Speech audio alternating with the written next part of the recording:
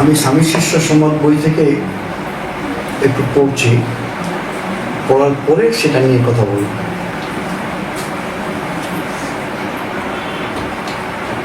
এরপরে একটা প্রশ্ন করব, দেখি কজনের মনে আছে। স্বামী শিষ্য সংবাদ, চতুর্থ বল্লী, স্থান শ্রী নবগোপাল ঘোষের বাড়ি, রামকৃষ্ণপুর, হাওড়া, বর্ষ 1898, জানুয়ারি ও ফেব্রুয়ারি। নবগোপাল বাবুর বাড়িতে ঠাকুর প্রতিষ্ঠা, স্বামীজির দীনতা, নবগোপাল বাবুর পরিবারস্থ সকলের শ্রীরামকৃষ্ণ প্রণতা, শ্রীরামকৃষ্ণ দেবের প্রণাম মন্ত্র।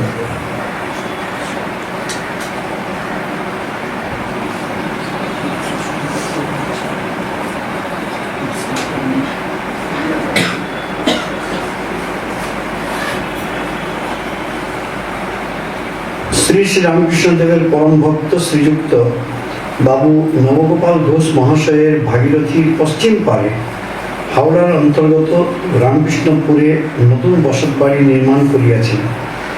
উক্ত বাটির নিমিত্ত জমি ক্রয় করিবার সময় স্থানটির রামকৃষ্ণপুর নাম জানিয়া তিনি বিশেষ আনন্দিত হইয়াছিলেন, কারণ এই গ্রামের নাম করিলেই তাহার ইষ্টদেবের কথা স্মরণে আসিবে।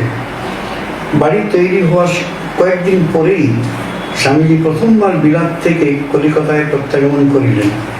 সুতরাং ঘোষজ ও তাহার গৃহিণীর একান্ত ইচ্ছা স্বামীজি দ্বারা বাড়িতে শ্রীরামকৃষ্ণ বিগ্রহ স্থাপন করিবেন।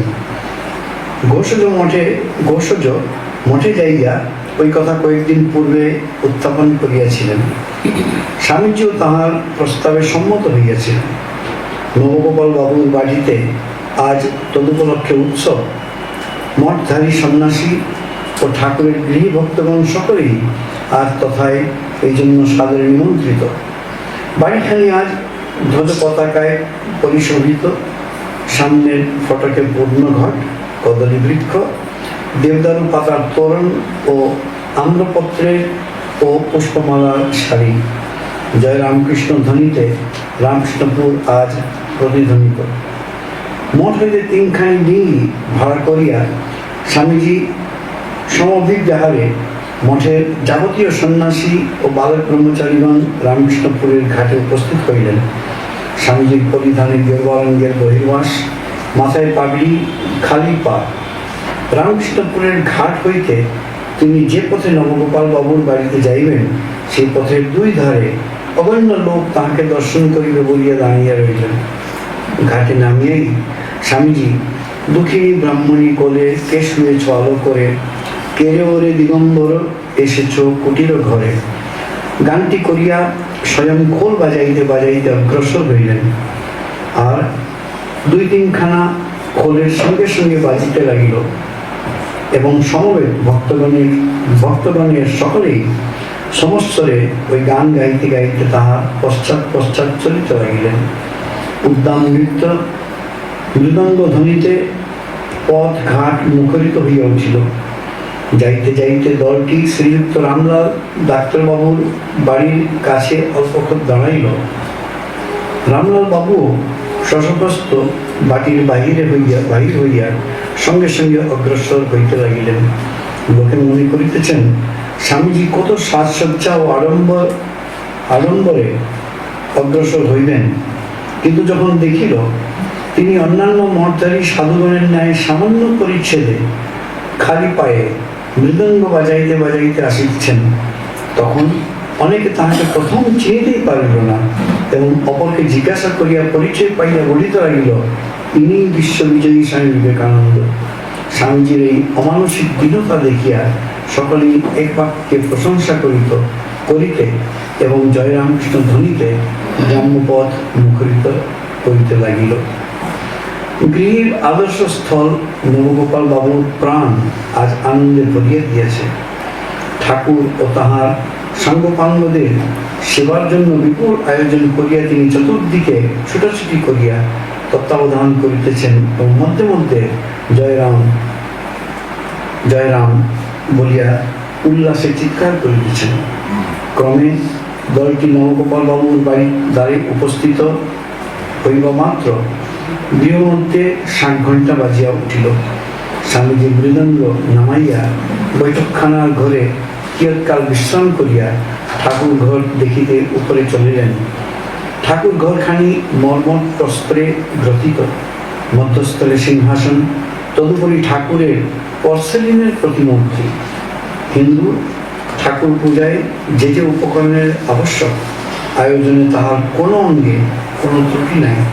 স্বামীজি দেখিয়া বিশেষ প্রসন্ন হইলেন।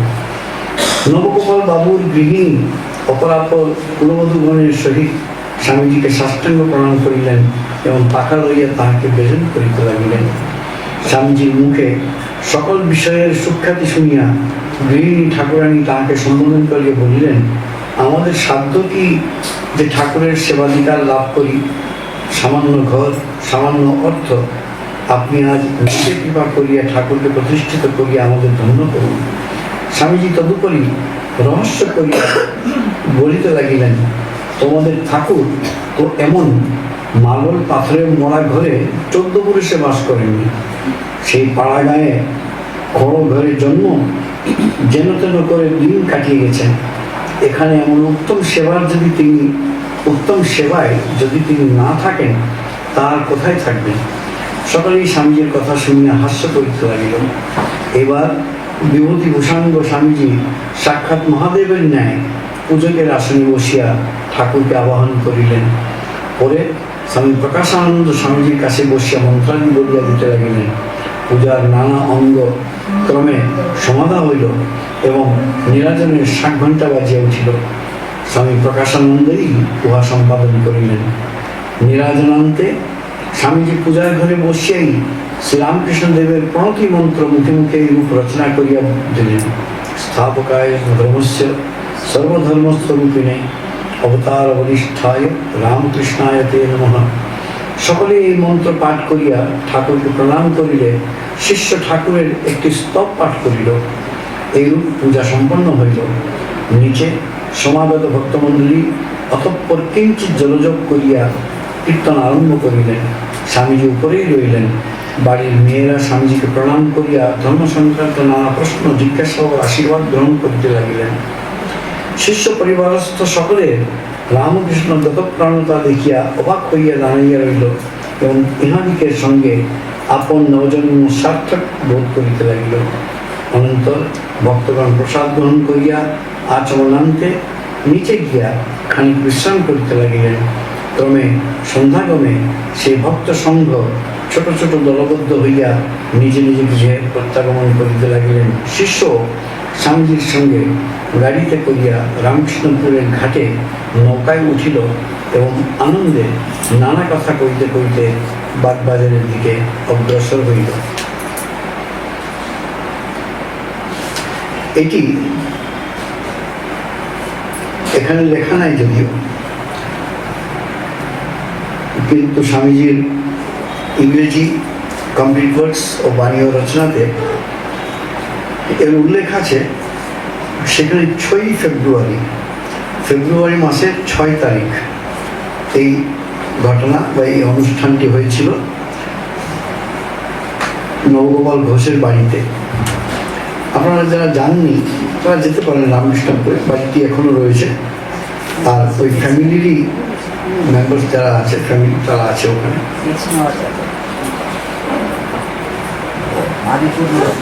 যেটা বলতে চাইছিলাম সেটা, আমি যখন আর্জেন্টিনায় ছিলাম তখন একবার এটা পড়ছিলাম, পড়ে দেখলাম যে 6 ফেব্রুয়ারি সামনেই। তখন ভক্তদের বলা হলো যে সেদিন রোববার ছিল বলে ভক্তরা আসতে পেরেছে।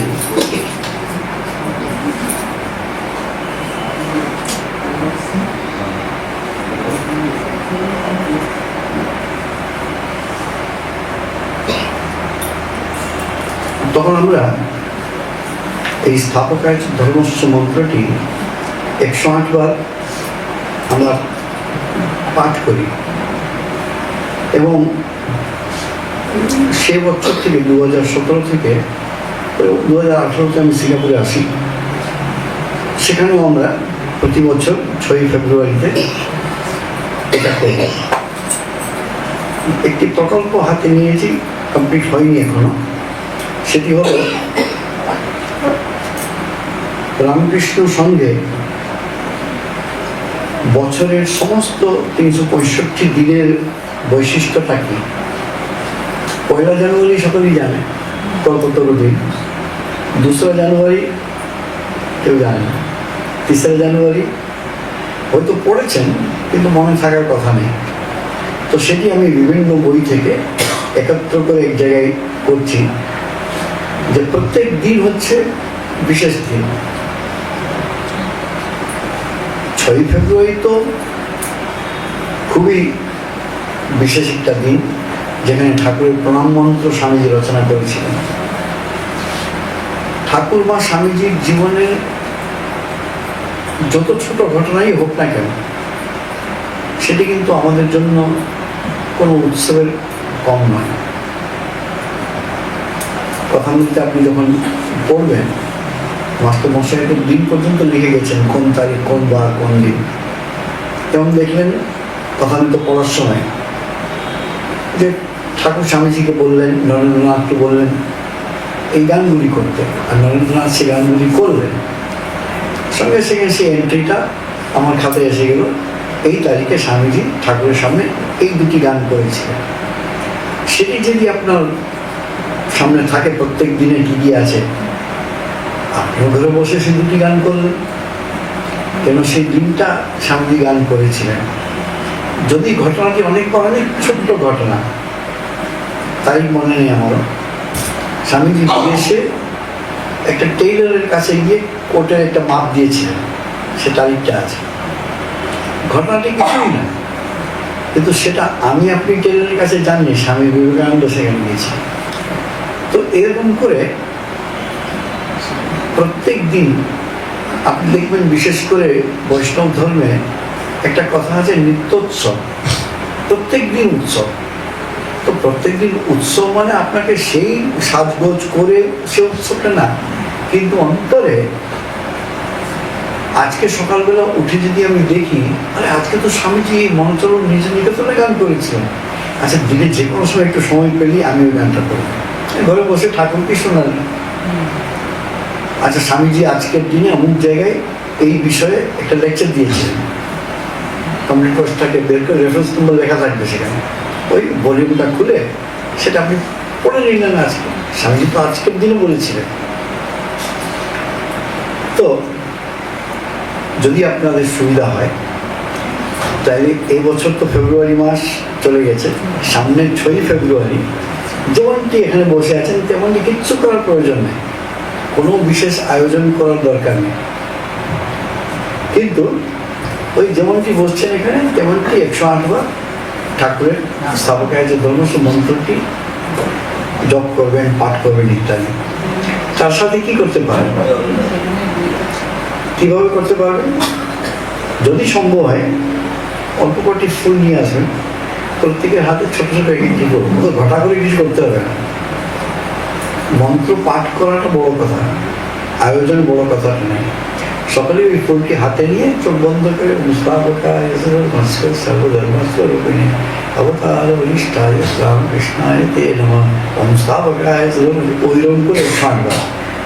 যখন শেষ হয়ে গেল, সকালে ঠাকুরের পায়ে পুষ্পাঞ্জলি দিলেন, একটু চাটা যাটা যেমন হয় সবসময় শনি রবিতে যা করে সেরকম করলেন। করবেন। দেখুন, আপনি কিছু করুন বা নাই করুন, আজকের দিনটা তো চলেই যেত। আজকের দিনটা আপনারা নিজেরা যোগদান করতেন, পড়াশোনাও করতেন, সবই ঠিক করতেন। তা একটা ছোট্ট প্রোগ্রামটা হয়ে গেল, আমি কিছু কথা বললাম, সেটা হয়তো কাজে লাগতে পারে। এই যে মন্ত্র লেখাটা অন্য ভগবতে রামকৃষ্ণায়, আপনার মধ্যে কতজন লিখেছে এই পরিমাণ খাতা, তাই না? সেটা একটি কথা বলছি, আমি তো এসছি 2-3 বছর আগে, তো আপনাদের মধ্যে অনেকেই এই পরিমাণ খাতা দিলেন আমাকে। তারপর গেলাম বামুনগাছিতে, বারাসাতের পাশে, সেখানে ভক্তরা আমাকে এই পরিমাণ খাতা দিল। আরেকটা জায়গায় তারাও আমাকে সেই খাতাগুলো দিল, আমি তো খেয়াল করিনি। সব খাতাগুলো ঘরের মধ্যে রাখা ছিল, যেদিন ফ্লাইট হবে সেদিন সমস্ত খাতাগুলো ব্যাগের মধ্যে ভর্তি করে এয়ারপোর্ট চলে গেলাম। সেখানে কাউন্টারে গিয়ে বলে যে আপনার 20 কিলো এক্সেস লাগিয়েছে। 20 কিলো। তা আমি বললাম যে 20 কিলো তাহলে কত টাকা দিতে হবে? বলুন $600 দিতে হবে। $600 মানে আজকের দিনে হয়ে গেল 42,000 টাকা। আমি তখন দেখছি $600 কি আমার কাছে আছে? দেখলাম কেউ পরিচিত থাকলে তাকে অল্প দিয়ে যদি ওজনটা চলে যেতে পারে, কিন্তু সেরকম কিছু হলো না। আচ্ছা, এয়ারপোর্টে জিনিসপত্র কোথায় ফেলবো? লোকে তো ফেলে দেয়, এটা তো আমি ফেলতে পারবো না।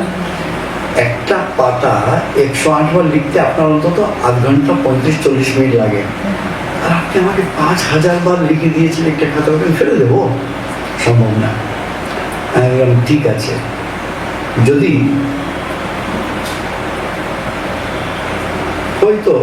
হয়তো জানি না, হয়তো ইতিহাসে আমি প্রথম লোক যে ঠাকুরের নাম ভক্তরা লিখেছে বলে 42,000 টাকা খরচ করে আমি সেই খাতাগুলো সিঙ্গাপুরে নিয়ে গেলাম। টাকা ঠিক আছে, টাকা তো কত লোকে কত রকম টাকা ব্যয় করে। ঠাকুরের নাম যে ভক্তরা লিখেছে সেটি নিয়ে যাওয়ার জন্য যদি টাকা খরচ হয়, তাহলে 42,000 টাকা আপনাদের পরিশ্রমের সামনে কিছুই না। আমি এমন লোক চিনি যারা আজ পর্যন্ত আমাকে 20টা-25টা খাতা দিয়েছে মোটামোটা, আর তাতে মন্ত্র লেখা আছে প্রায় 10 অক্ষর। এবার আপনি চিন্তা করুন, 108 বার লিখতে যদি আপনার আধ ঘন্টা লাগে, 10 লক্ষ বার লিখতে কত ঘন্টা লেগেছে? তার কোনো মূল্য আঁকা যায় না। তো আমি $600 দিলাম আর সগর্বে মন্ত্রগুলো নিয়ে গেলাম। কেউ বলতে পারে বোকার মতন কাজ করে, এইগুলো কেউ করে লাগে, কি আছে দিয়ে দিতে। সাধন ভোজনের ফলটা টাকার সাথে তুলনা হয় না, এক কথা।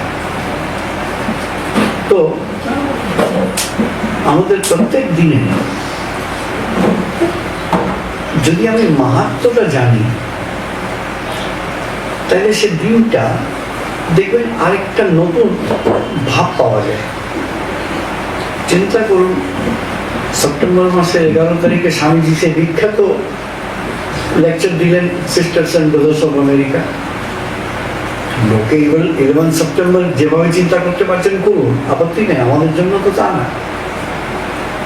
তাই আমরা সিঙ্গাপুরে ওটাও করি, প্রত্যেক সেপ্টেম্বর মাসের 11 তারিখে আমরা স্বামীজির শিকাগো অ্যাড্রেসের অ্যানিভার্সারি পালন করি।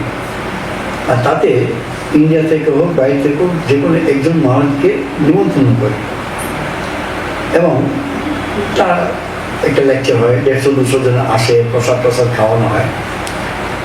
আয়োজন বড় কথা না, কথা হচ্ছে ঠাকুর মা স্বামীজি এই পর্যন্ত রাখলাম। আর যদি কিছু হয় তাহলে ঠাকুরের পার্শ্বদের জন্মতিথি আর মহাসমাধির দিন এটাও ইনক্লুড করবো, যেহেতু তারা ঠাকুরেরই সাথে যুক্ত। একই ব্যাপারটা হলো, জীবনের কয়েকটি অংশ আছে, যেমন দিনগুলি, যেমন স্থানগুলি, যেটি আপনার জীবনে জড়িয়ে আছে। ঠিক আছে, বিবেক ভারতের একটা নতুন স্থান, এই জায়গায় হয়তো ভক্তরা মানুষ থেকেছে, তারা হয়তো ভক্তও ছিল না, তারা হয়তো এই ঘরে বসে হয়তো অনেক কিছু করেছে, কিচ্ছু এসে যায় না। এটা এখন আমাদের মন্দির, এখানে বসে আপনারা জপ করছেন। এই বাড়ির ইতিহাসে এত লোক আপনাদের নেওয়ার আগে এত লোক এই ঘরে বসে কোনদিন জপ করে না। এখানে তাস খেলাও হয়তো হয়েছে, এখানে তো আরো কিছু হয়েছে, কিছু এসে যায় না। এটা তীর্থে পরিণত হয়ে গেল, ঠিক না? তীর্থ কাকে বলে? স্থান, কাল। আজকে যতটা সম্ভব এই স্থান আর কাল নিয়ে কথা বলার ইচ্ছা। আমি একটা স্থানে বসে আছি, আমি একটা কালখণ্ডে বসে আছি, তাই তো? আমি 25শে ফেব্রুয়ারি সন্ধ্যা 6টা থেকে 7টার মধ্যে এই কালখণ্ড আছে, এবং বিবেক ভারতীর এই বাড়ির এই কোনায় এই চেয়ারে বসে আছি, আপনারা এখানে বসে আছেন।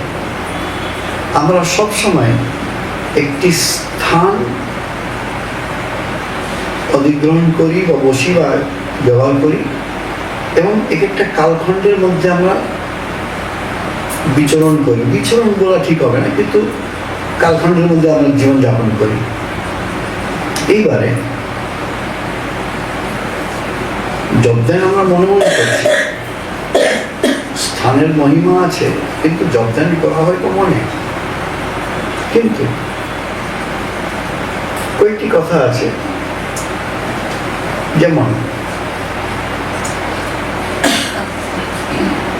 আমাদের শাস্ত্রে বলা আছে, এই যে আপনারা দীক্ষা নিলেন, যোগদান করছেন, উদ্দেশ্যটা কি? একটা উদ্দেশ্য তো ঠাকুরের কৃপা লাভ করা, সেটা তো সব থেকে চরম উদ্দেশ্য আমাদের।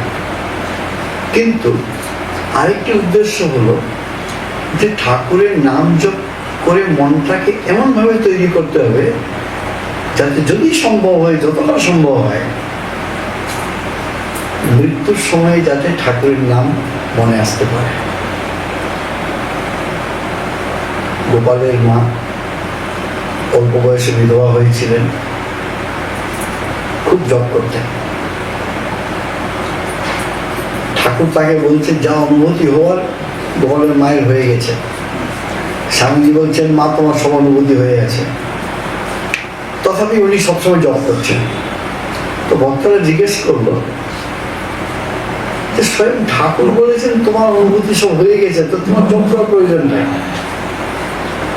উনি বলছেন যে গোপাল যখন বলেছে, ঠাকুরকে গোপাল বলে এ করতেন, গোপাল যখন বলেছে তোমার নিশ্চয়ই হয়েছে, কিন্তু সে অনুভূতিটা আমার যাতে হয় এবং মৃত্যুর সময় যাতে ভগবানকে স্মরণ মনন করতে পারি, এই চেষ্টা করছি আমি। এমন জপ করতেন, যখন ঘুমোচ্ছেন রাত্রিবেলা, নাক ডেকে ঘুমোচ্ছেন, কিন্তু জপ চলছে। সম্ভব না আমাদের পক্ষে, তার জীবনে এটা সম্ভব ছিল। আচ্ছা, তাইলে শেষ মুহূর্তে যদি ঈশ্বরের নাম আসে, এই কদিন আগে আমাদেরই মতন বয়স একজন মহারাজ, তার শরীর গেল।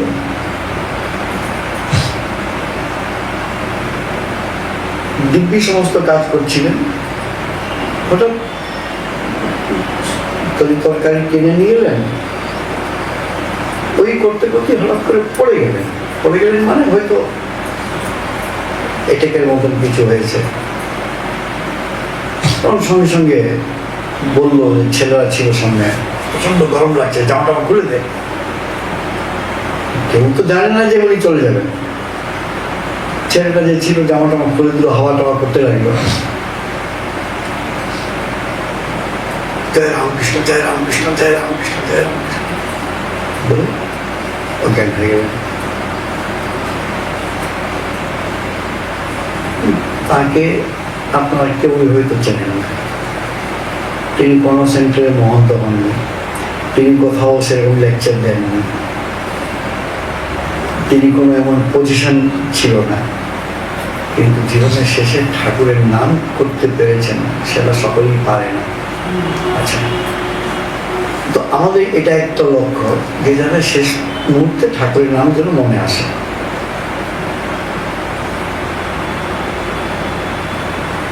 আপনি মন্দিরে এসে জপ করেন, বাড়িতে যদি ঠাকুরঘর থাকে সেখানে আপনি জপ করেন।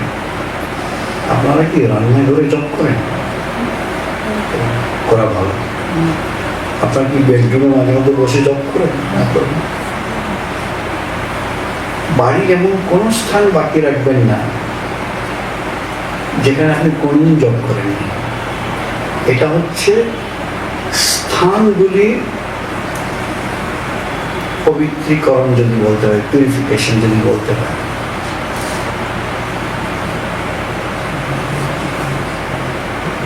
আমাদের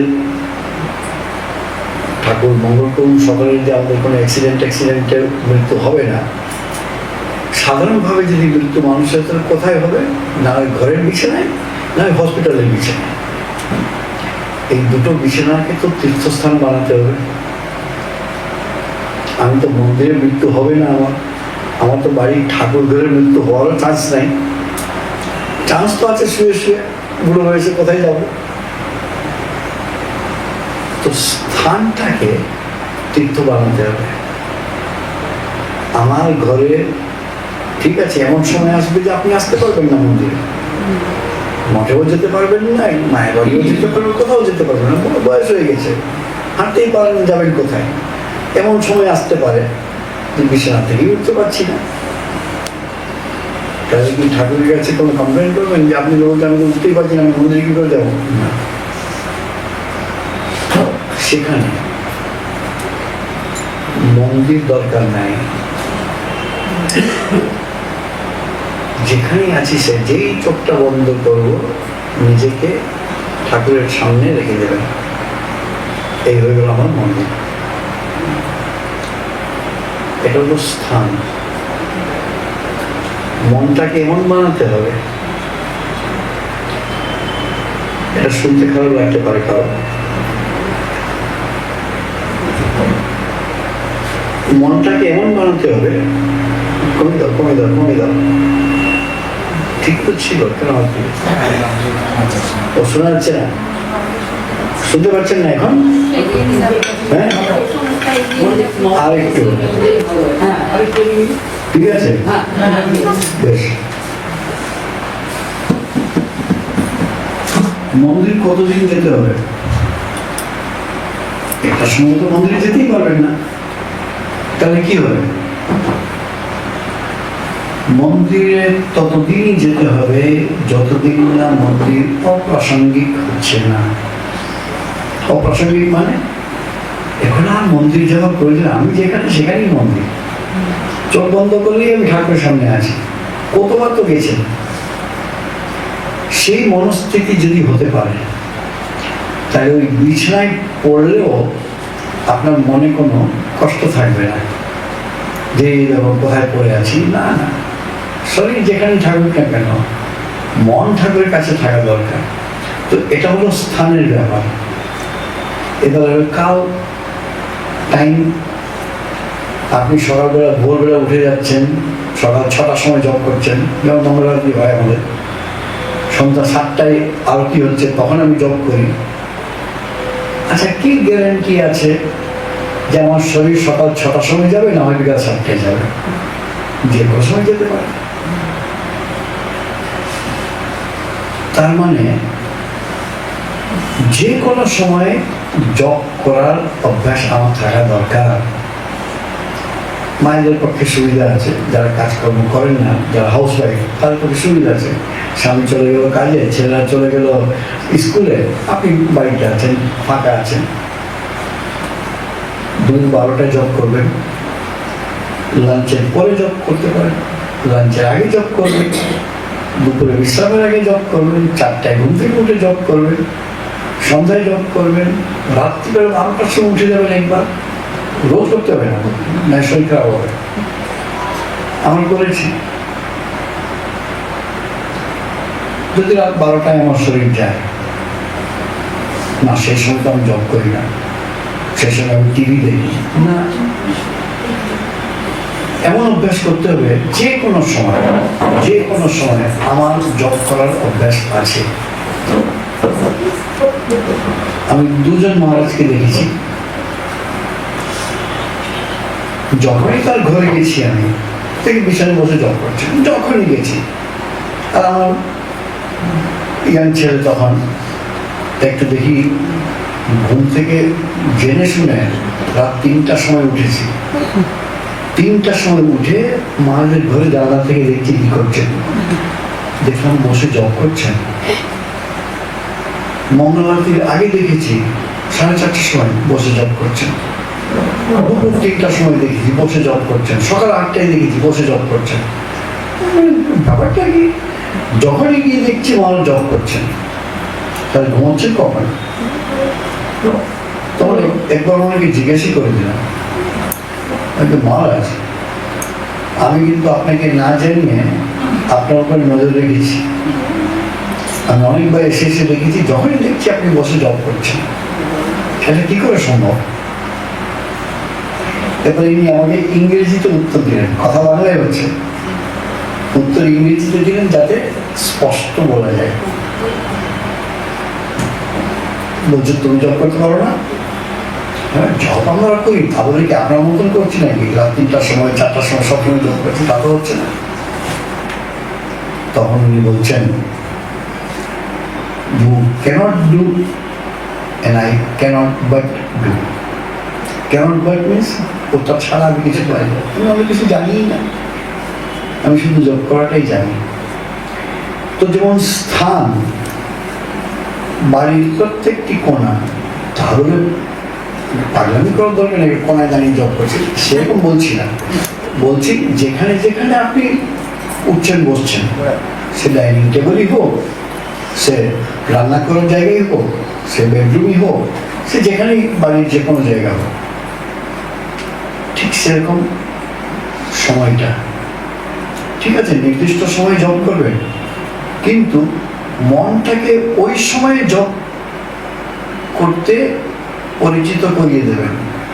দুপুর 3টায় জব করতে কিরকম লাগে, রাত 2টোর সময় জব করতে কিরকম লাগে, এটা একবার অনুভূতি করা, এক্সপিরিয়েন্স করা।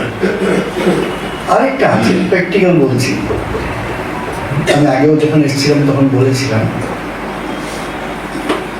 ওই 2 বছর আমি আর্জেন্টিনায় ছিলাম, আমার সমস্ত মানসিকতা চেঞ্জ হয়ে গেছে, কোন কারণে জানি না।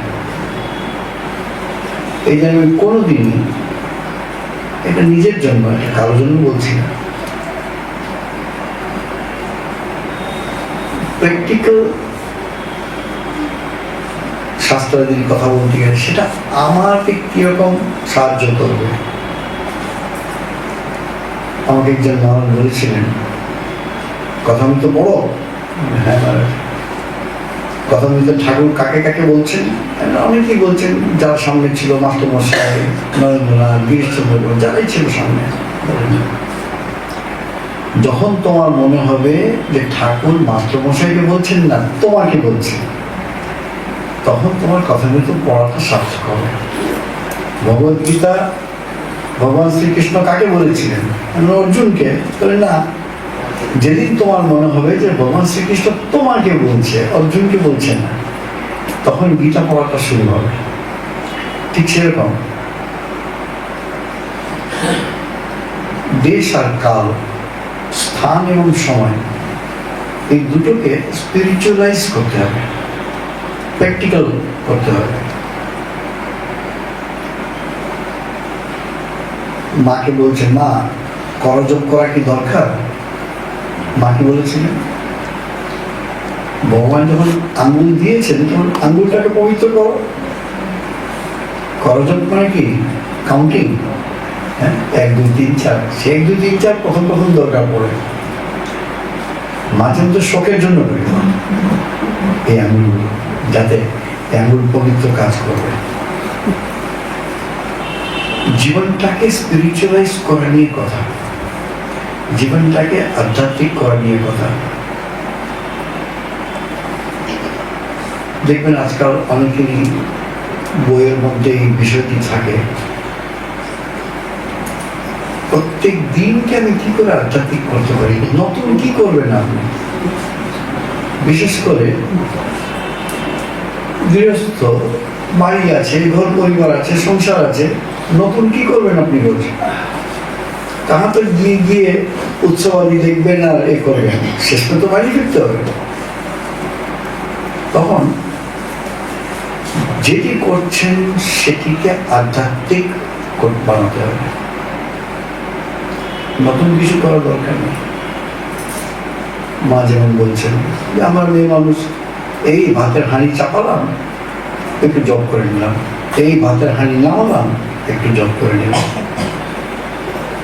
আজকাল ভাতের হাঁড়ি উঠানামা করতে হয় না, হ্যাঁ, প্রেসার কুকারে দিলেন, সিটি বাজলো, হয়ে গেল।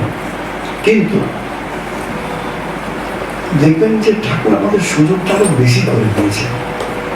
আগে আপনাকে ছুটে ছুটে মন্দিরে যেতে হয়, আজকাল মোবাইল ফোন খুলে এই তো মাঝে লেকচার শুরু হয়ে গেছে, কত সুবিধে। আগে তো তা ছিল না, আগে সেই ছুটে সেখানে যেতে হতো, তবে গিয়ে মহারাজের লেকচারটা শুনতে। আজকাল যেখানেই আমেরিকায় আছে, এখন তো ইন্ডিয়াতে কটা বাজে, 5টায় মহারাজের ক্লাস শুরু হয়ে গেছে, কত সুবিধা। দোষ তো লেগেই আছে, সুবিধা অসুবিধা লেগেই আছে, ওর মধ্যে থেকে একটা বের করতে হবে। তো একটা হলো স্থান, একটা হলো কারণ, সময়। আরেকটা কনসেপ্ট আছে, ওটা হলো একটা রবার থাকে না, রবার আমাকে টানা যায়, ওইরকম মন্দিরকে টানতে হবে, ঠাকুরের মন্দিরটাকে টানতে হবে, লম্বা করতে হবে। কেউ লম্বা করবে, আপনি মন্দিরে গেলেন, বাহ খুব ভালো লাগছে, খুব সুন্দর, এইটাকে নতুন একটা দুধ লাগিয়েছে, খুব ভালো গন্ধ, আর আপনি বসে প্রাণ প্রাণ করে জপ করতে শুরু করবেন। তাইলে যখন মন্দিরের সিঁড়ি উঠছিলেন তখন কি করছিলেন? তখন জপই করছিলেন। আচ্ছা, মঠের গেটে ঢোকার পরে মন্দিরের সিঁড়ি পর্যন্ত যখন গেলেন তখন কি করছিলেন? জপই করছিলেন। এমন হবে, এটি আমাকে অনেক বছর আগে একজন মন বলেছে,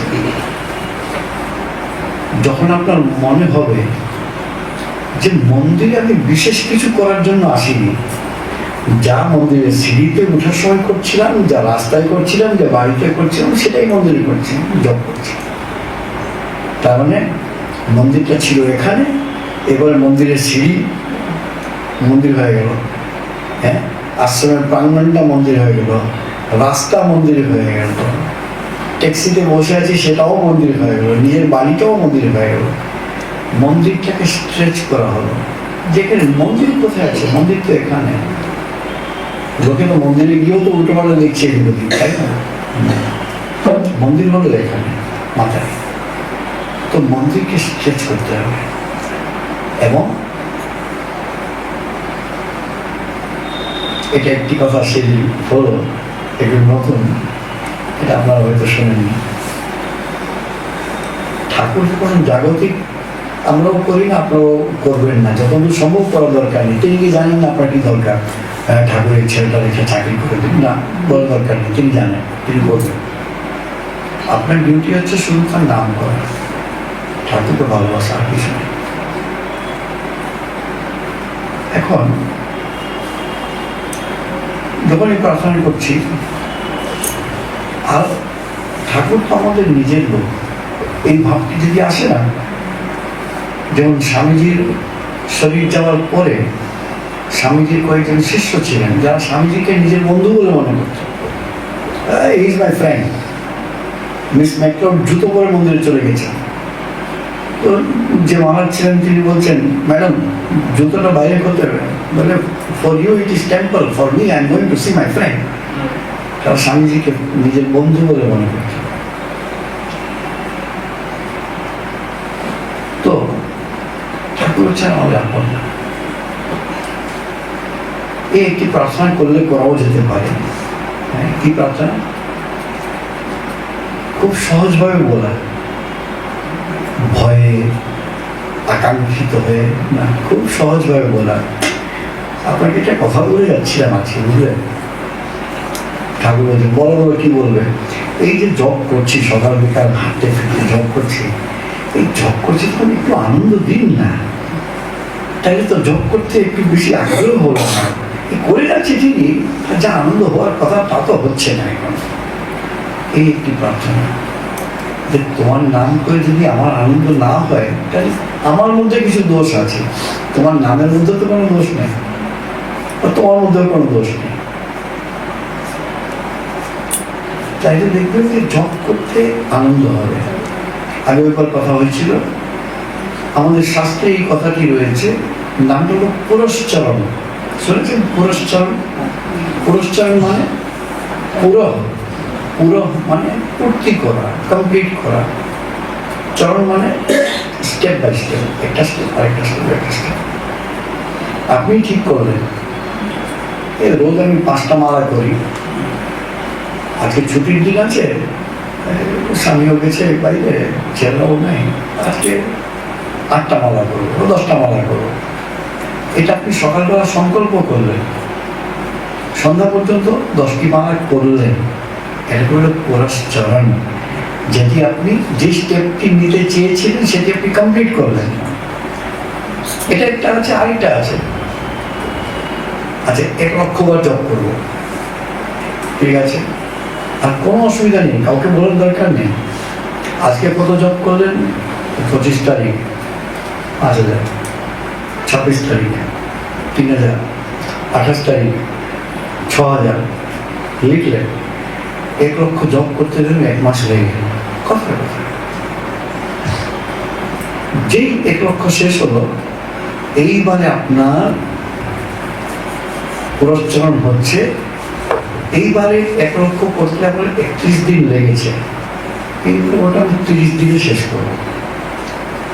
পরের বারে 28 দিনে শেষ করবো, পরে আমি 25 দিনে শেষ করবো। আমার আপনার হঠাৎ করে ববাল্লাভ হবে না। এটা একটা নর্থ ইন্ডিয়া, উত্তরপ্রদেশ, এইসব জায়গায় একটা কথা আছে, আমাদের হচ্ছে চন্দন পেশার মতো, করে যাচ্ছি তো করে যাচ্ছি, একটু চন্দন হলো আবার করে যাচ্ছি। তো আমাদের জীবনটা হচ্ছে ওইরকম, জব করে যাচ্ছি করে যাচ্ছি করে যাচ্ছি। যত মনোযোগ দিয়ে করবেন, যত প্রেশার দেবেন, তত চন্দনটা ভালো হয়। এরকম করে যাচ্ছি, চন্দন হবে না। তো এই প্রেশার দেওয়াটা হচ্ছে এই যে মনের একটা, কি বলবো,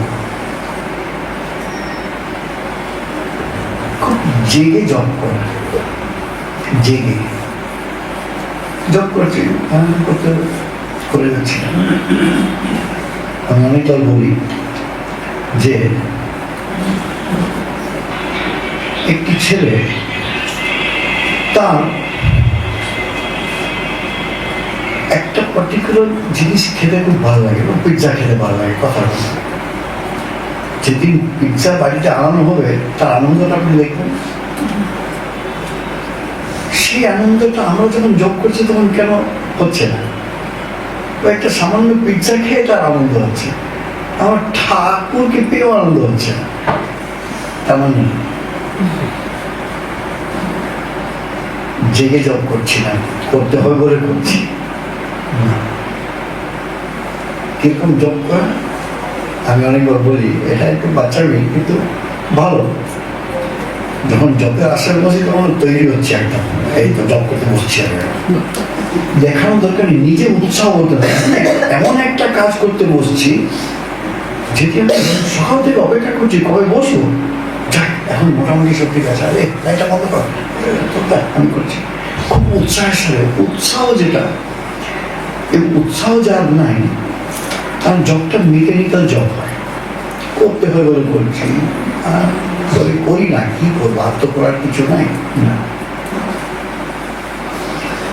আমার জব করার ইচ্ছা আছে বলে আমি জব করছি, করতে হয় বলে করছি না। আমার করার ইচ্ছা আছে, আমি করতে চাই সেটা। তো সে উৎসাহ যদি থাকে, তাহলে আপনি দেখবেন যে আপনার জবের কোয়ালিটিটা চেঞ্জ হয়ে গেছে। চঞ্চল মনটাকে চঞ্চল করার প্রয়োজন নেই। উৎসাহ মানে তা না যে নাচানাচি করছি, না না, গাম্ভীর্য থাকবে কিন্তু উৎসাহ থাকবে। কিরকম উৎসাহ থাকবে? ঠাকুর তো বলেইছে, একজন ব্যবসা করতে নেমেছে, ব্যবসায় কি লাভ হবে তার কত উৎসাহ বলুন, ভাবছে বলে আজকে এরকম করলে ভালো, এরকম করলে ভালো, এরকম করলে ভালো, সবসময় ভাবছে কি করে প্রফিটটা বেশি হয়। ঠিক সেরকম জব করার কথা ঠাকুর বলছেন, লোভী যেমন টাকা পয়সা ভালোবাসে, ঠিক তেমন তোমার ঠাকুরের প্রতি ভালোবাসা। তার মানে এটা টাকার জন্য পাগল হয়ে গেছে, প্রফিট করতেই হবে, যেভাবে করতে হবে। তো ব্যাপার হচ্ছে এটা, দুটো জিনিস কথা হলো। একটা হলো স্থান, স্থানের দুরকম মহিমা আছে। যেখানে আছি সে স্থানগুলোকে পবিত্র করা, বাড়ির যে কোনো জায়গায় বসে জব করতে পারি, আমার কোনো অসুবিধা নেই। যে মন্দিরে বসতে পারেন, যে চেক ফাঁকা আছে ওখানে বসে, এই যে আপনারা বসে ঠিক করেছেন, যেখানে বসছে ওখানে চোখ বন্ধ করে জব করছে, অসুবিধা নেই। দ্বিতীয় হলো কাল। স্থানের আরেকটা হলো যেখানে বসে আছি, যেই চোখ বন্ধ করলাম, একজন বলছিল আমাকে, মারা আমি চোখ বন্ধ করি না, সিঙ্গাপুরের মন্দিরটা আমার মনে পড়ে, কারণ আমার দীক্ষা শেখানো হয়েছিল, থাকে দুর্গাপুরে। ওই সিঙ্গাপুরে এসে দীক্ষা হয়েছিল বলে তার সিঙ্গাপুর মন্দিরটা খুব পছন্দ। কারো কারো গলিমার পছন্দ, কারো কারো এই মন্দিরটা পছন্দ, পছন্দ ঠাকুর তো একই রে ভাই। তো যেই চক্র বন্ধ করলেন, ঠিক আপনি আপনার পছন্দের মন্দির বা ঠাকুরের সামনে এসে গেলেন। শরীর কোথায় বসে আছে বিবেক ভারতীতে বলে কিছু এসে যায় না, আমি কিন্তু ঠাকুরের মন্দিরের সামনে বসে আছি। তাতে কি হবে, শেষমেশ যখন বিছানায় পড়ে থাকবেন তখন আপনি ঠাকুরের সামনেই আছেন, শরীরটা বিছানায় পড়ে থাকবেন। একটি সত্যি ঘটনা বলি, নাম বলছি না। একজন ভদ্রমহিলা, বয়স হবে প্রায় 80 উপরে, হসপিটালে ভর্তি।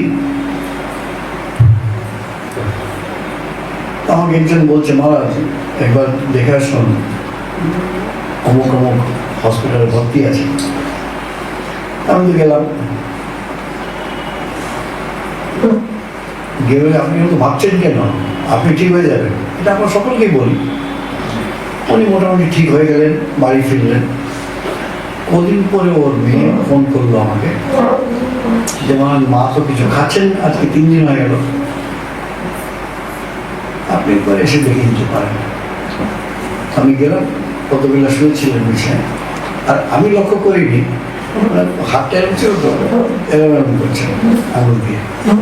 তো মেয়ে বুঝতে পেরেছে, মেয়ে বলছে, মহারাজ আপনার হাতটা ওনার হাতের উপরে রাখুন, উনি তো আপনাকে প্রণাম করতে পারছে না। আমি হাতটা রাখলাম, উনি হাতটা এরকম ধরলেন। তো একটু লাইট করার জন্য বললাম, আপনার তো হাতে বেশ জোর আছে, অথচ মোটামুটি ধরেছিলেন। তখন একটু হাসলেন, তখন খাচ্ছেন না কেন, মানে গলায় কিছু নামছে। তখন খুব কষ্ট করে বললেন, আমি কি ভালো হব, তেমন একবার বললেন।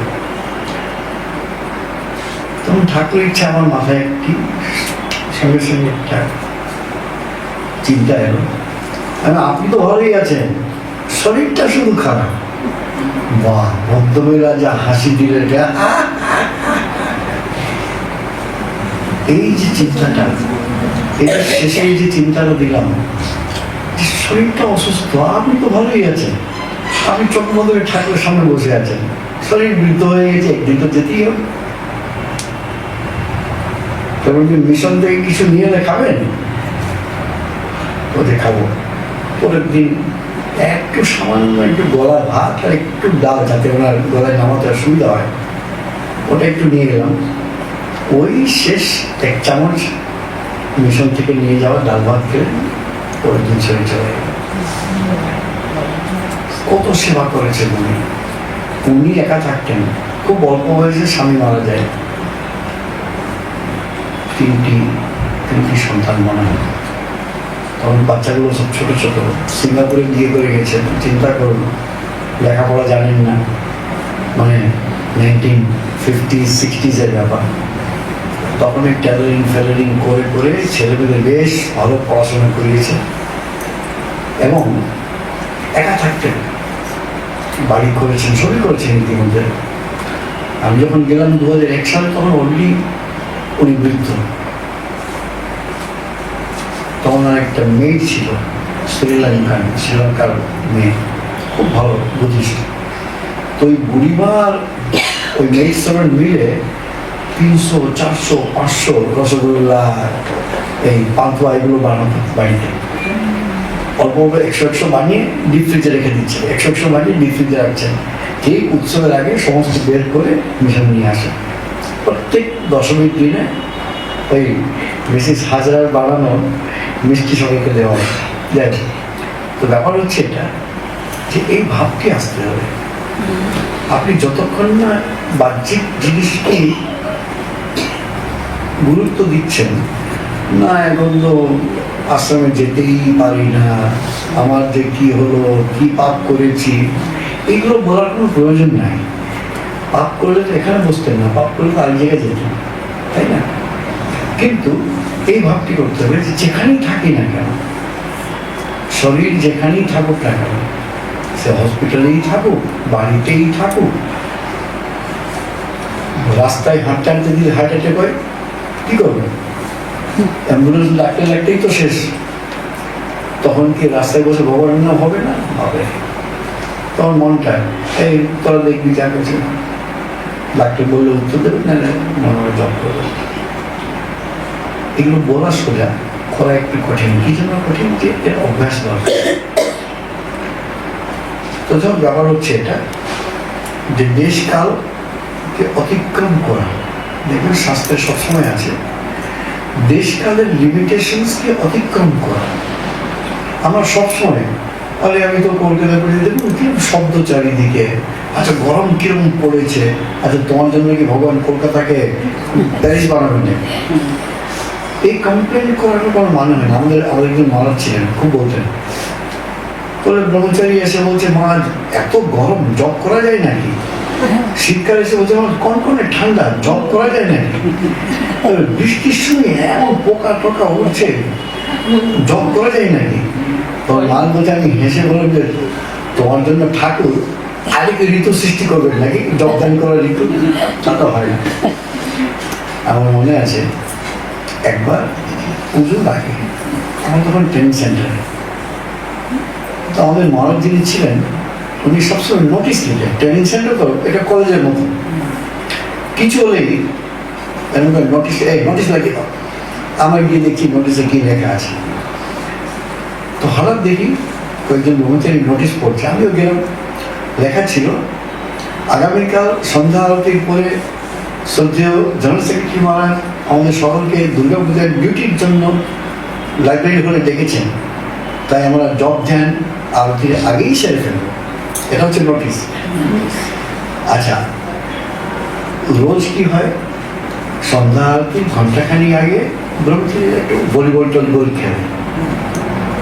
আচ্ছা, রোজ ভলিবল খেলার সময় আজকে সেটা হচ্ছে জব করার সময়, মনটা তো তৈরি নেই।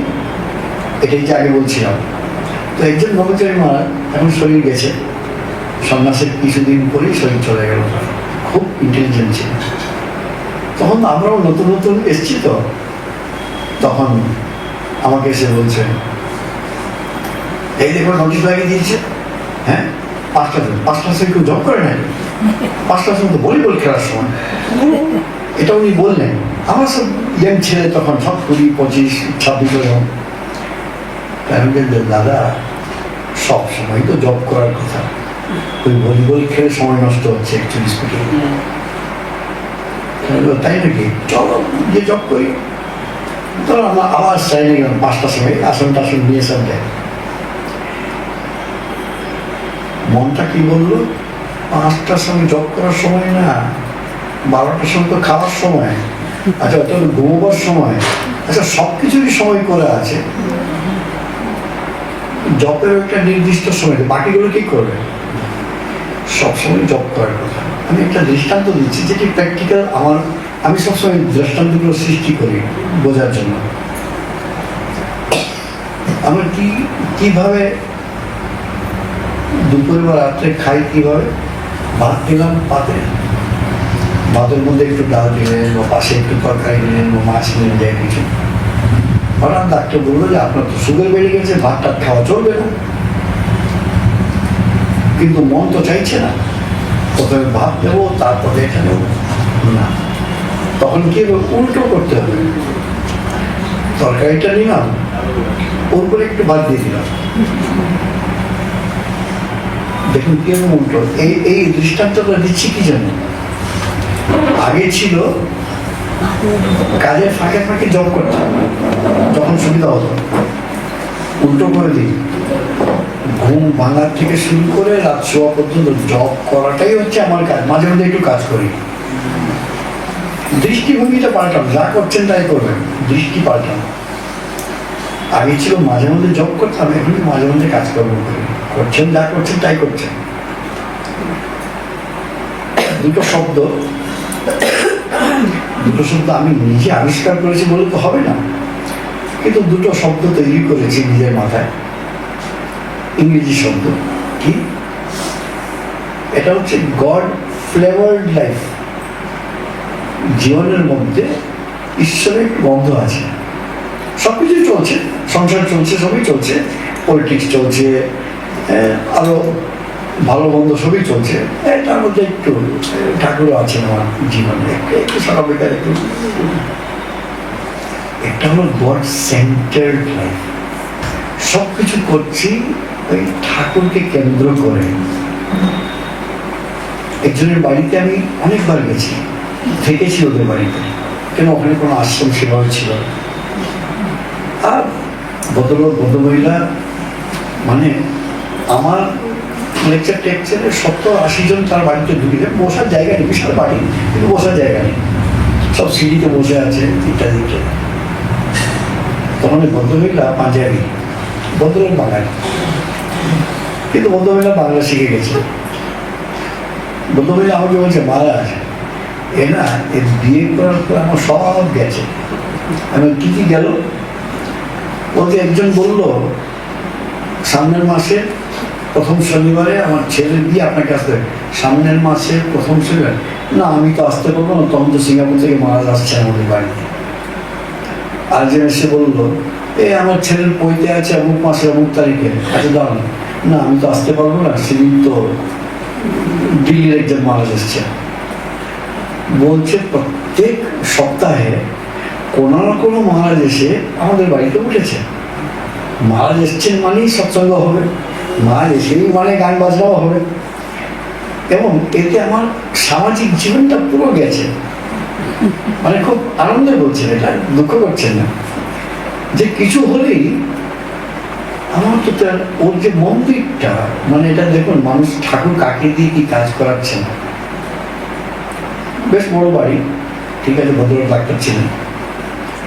ওনার শ্রাইনটা, মন্দিরটা প্রায় এখান থেকে দেওয়ালের ওই পারে নাই,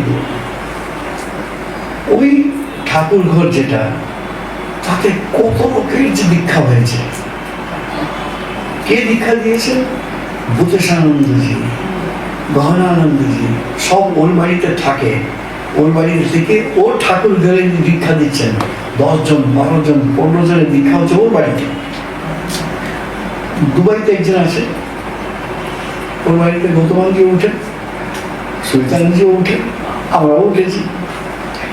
তো বলছে, মহারাজ এই ঠাকুর ঘর, এখানে গৌতম ভগবান 27 জনকে দীক্ষা দিয়েছে। সে বাড়িটা মন্দিরের চেয়ে কম না। ব্যাপারটা হচ্ছে এটা, যে কারো জীবনের কপি করা যায় না। আপনার জীবনে সেটা হয়তো ঘটবে না, দরকার নেই, কিন্তু আপনার বাড়িটাকে মন্দির বা তীর্থে পরিণত করার দায়িত্ব আপনার। কি করবেন? উৎসব লাগাবেন রোজ? না, আপনি একাই 100। এমন ভাবে বাড়িটা, কয়েকজনের বাড়িতে গেছি, দেখে মনে হয় কি একটা সুন্দর মন্দিরে এলাম, অথচ বাড়ি, সেখানে রান্নাঘর রয়েছে, সবই রয়েছে সেখানে, কিন্তু পরিবেশটা এত সুন্দর করে রেখেছেন, আপনি অন্য কিছুই পাবেন না সেখানে। আবার কারো কারো বাড়ি গেছি, যতই লুকে এখন বুঝতে তো পারছি যে আলমারিতে সব মদের বোতল রাখা আছে, বুঝতে পারছি না, কিছু করার নেই। আমাদের কারোর সাথে কোনো সম্বন্ধ নেই, আমার নিজের জীবনটা যাতে উন্নত করতে পারে। কে কি করছে না করছে বয়ে গেছে। ওকে, এখন ব্যাপারটা হলো এই যে স্থান এবং কাল, এই দুটোকে কি করে স্পিরিচুয়ালাইজ করতে হবে, অধ্যাত্মকরণ কিভাবে করা যায়, সেটি চেষ্টা করা। আমাদের হাতে একমাত্র ঠাকুরের নাম আছে, সেটা দিয়ে আমরা করবো।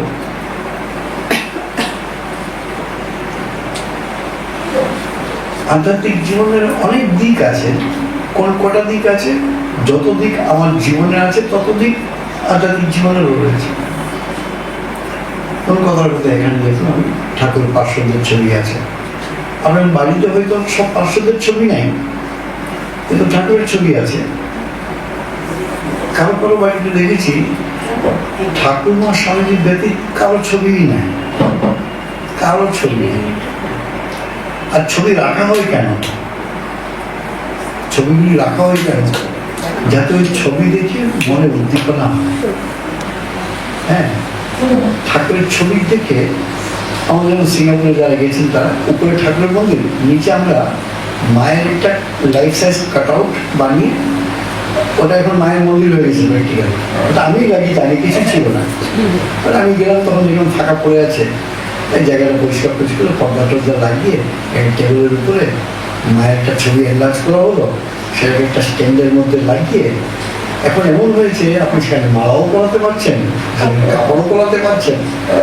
আর মন্দির যখন বন্ধ থাকে ভক্তরা সেখানে মায়ের সঙ্গে বসে জপ করছে, অথচ সেটা আগে ছিল না। আমরা কি করি, যখনই মন্দিরের সামনে দিয়ে যাই তখন একবার মায়ের দিকে তাকাই, আর মায়ের দিকে তাকিয়ে আমি দেখেছি সাধুরা গেলে জয় মা বয়ে গেল, কারো কারো দেখে মনে হলো এই মা বলছেন জপ করো, হ্যাঁ এত অদ্ভুত চিন্তা করছিলাম। ওই যে মায়ের ছবি দেখলো জপ করতে শুরু করলো। ঠাকুরমা স্বামীজির ছবি বাড়িতে রাখার কারণটাই হচ্ছে যখনই ঠাকুরের সঙ্গে তাকাচ্ছেন, মায়ের সঙ্গে তাকাচ্ছেন, স্বামীর সঙ্গে, তারা মনে হয় তোমাকে বলছেন যে এদিক ওদিক চিন্তা করবে না, জপ করবে। এটা করে দিলে না ছবি রাখার একটা সার্থকতা আছে। ছবি তো লোককে দেখানোর জন্য করা হয়নি, ছবি হচ্ছে আপনাকে একটু ইন্সপায়ার করার জন্য করা হয়েছে। এই হলো ব্যাপার। তো দুটো জিনিস হলো আজকে, একটা হলো 6ই ফেব্রুয়ারি। হ্যাঁ, আর যদি সংগঠিতভাবে নাও করেন, যে যেখানে আছেন বাড়িতে, হ্যাঁ মোবাইল ফোনে ক্যালেন্ডারে লিখে নেবেন 6ই ফেব্রুয়ারি স্থাপক আয়োজন করতে হবে। আমরা তো এখন প্র্যাকটিক্যালি ইনভিটেশন ছাপিয়ে ভক্তদের বিলি করি, 40-50 জন আসে মন্দিরে বসে। এবং তারপরে ওই গানটা আছে দুঃখিনী ব্রাহ্মণী কোলে কে শুয়ে যাবে, সেই গানটাও আমার আপনি গাইলেন, যেটা স্বামীজি করেছিলেন। আজকে তো পবিত্র দিন 6ই ফেব্রুয়ারি, স্বামীজি একটা গান করেছিলেন, স্বামীজি মন্ত্র রচনা করেছিলেন, সেটি চিন্তা করে সেটি করা। তাতে কি হয়, আমাদের জীবনটা ঠাকুরময় হতে শুরু করে। এই জন্য ঠাকুরকে সেন্টার, ঠাকুরকে কেন্দ্র করে যদি জীবনযাপন করা যায়, তাহলে আমাদের উন্নতি হবে আরো ভালো করে। যদি ঠাকুর, স্বামীজি বলছেন একটা জায়গায় যে সব কিছু আছে তার সাথে ধর্মও রয়েছে, সব কিছু আছে তার সাথে ভগবানও রয়েছে। স্বামীজি একটা দৃষ্টান্ত দিচ্ছেন যে আমাদের বাড়িতে অনেক জিনিস আছে, একটা জাপান থেকে একটা ফ্লাওয়ার ভাস নিয়েছিলাম, সেটাও আছে, ঠিক সেরকম ভগবান আছে, সব কিছু আছে, এখন ঠাকুরের ছবিও আছে। ঠাকুর বলেন একমাত্র কেন্দ্র। তাকে আমি অনেককে দেখেছি, এটা আপনারাও করছেন, নতুন কিছুই না। বছরের প্রথমে যখন ক্যালেন্ডারটা এলো দেখে নিল, এই 19 তারিখ ঠাকুর দেবী পুজো আছে, কিন্তু সে সময় বাইরে কোথাও যাওয়া চলবে না, সেদিন বেলুনটা দিতে হবে। একজন বললো মা আমরা অমুক জায়গায় বেড়াতে যাচ্ছি, কবে ফিরবে? না 20 তারিখ ফিরবো। তোমাদের কি হয়েছে বলতো? 19 তারিখ ঠাকুর দেবী কোথায় কাটাবে? ফ্লাইটে। একটু প্ল্যানিং করলে না, বয়স্ক লোক, আপনি এই বয়সে ঠাকুরের জন্মদিনটা আপনার জন্য কোনো মানে নাই, কি করে হবে? বেড়ানো যাওয়াটা এ হয়ে গেল। আপনি ঠাকুরকে কতটা ইম্পর্টেন্স দিচ্ছেন সেটা আপনার উপরে ডিপেন্ড করছে। উনি কি করছেন না করছেন তার সাথে তো আমার জীবনে কিছু হচ্ছে। তাই আমরা যখন স্টুডেন্ট ছিলাম তখনও এই সামনে ঠাকুর জন্মদিন, কলেজ যাওয়া হবে না, বলে কলেজ যাওয়া হবে না মানে দেখো না কি হয়, কলেজে গেলামই না, পরের দিন করবি না, কালকে স্যার আসেননি বলে ক্লাসটা হয়নি। হয়ে গেল। আমরা তখন মনে করতাম যে কলেজে গেলে আরেকবার লেসনটা পড়া যাবে, ঠাকুরের জন্মতিথি তো আরেকবার, পরের বার এই বছরের জন্মতিথি তো আরেকবার আসবে। আপনি গুরুত্ব দেবেন, তবে তো ঠাকুর অ্যাডজাস্ট করবেন আপনার জীবনটাকে। কিন্তু না, আমার হবে না, সকালবেলা এটা আছে, বিকেলবেলা ওটা আছে, আসতে পারবো না। আমরা বলি অনেকবার আসতে পারবে না, আসতে পারবে না, আমি কি করবো? একজন বলছে, মানে এটা আমি একটু কটাক্ষ করেও বলছি, আবার একটু হাসি ঠাট্টার জন্য বলছি। একজন বলছে আমাকে, আমি বললাম যে এই 19 তারিখ ঠাকুর থেকে আসবেন তো? দেখুন ঠাকুর যদি টানেন। আমি না, আমার মাথা ঘুরে গেছে। আমি তার মানে আপনার ইচ্ছা নাই তো? আপনার ইচ্ছা নেই, ঠাকুর যদি করেন না, ঠাকুরের বয়ে গেছে।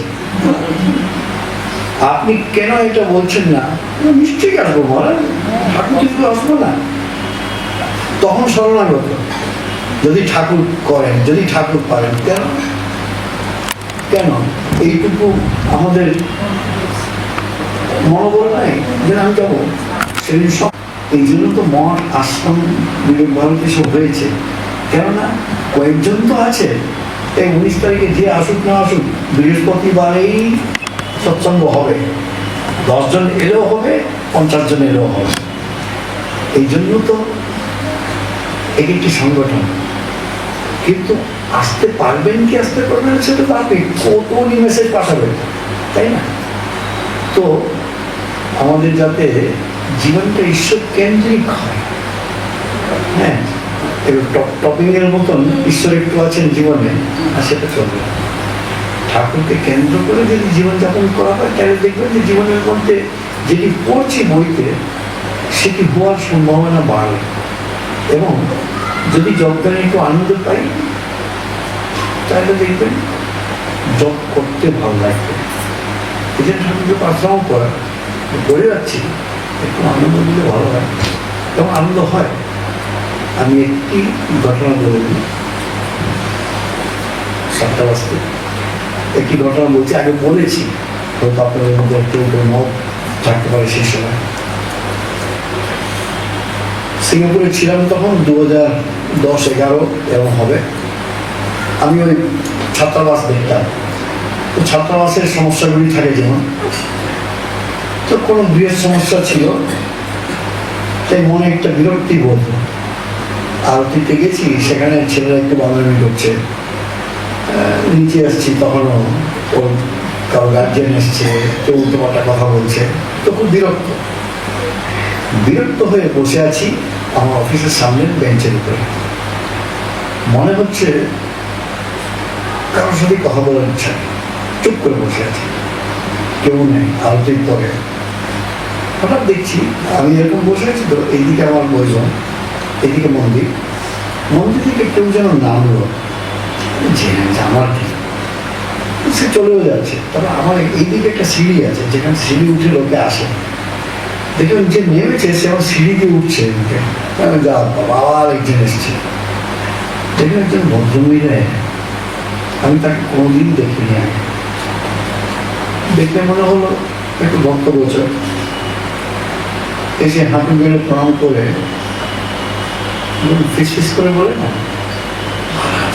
এইভাবে বলছে। তাই বললাম, হ্যাঁ ঠিক আছে, ভালো থাকবে। আমার ইন্টারেস্টিং এই কথা বলা, যেহেতু বিরক্ত। ঠাকুর ওই ভদ্রমহিলাকে গিয়ে আমাকে শিক্ষা দিলেন। কি শিক্ষা দিলেন?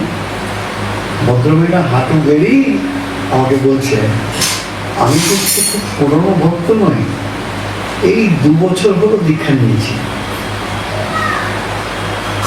তারপরে এইভাবে বলছি, কিন্তু মহারাজ আমি যখন জব করি না, আমার খুব আনন্দ হয়, বলে প্রণাম করে চলে গেলেন।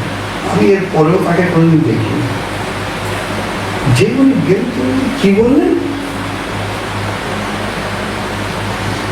আমি খুব পুরনো ভক্ত নই, এই 2 বছর হলো দীক্ষা নিয়েছি, কিন্তু আমি যখন জব করি তখন আমার খুব আনন্দ হয়।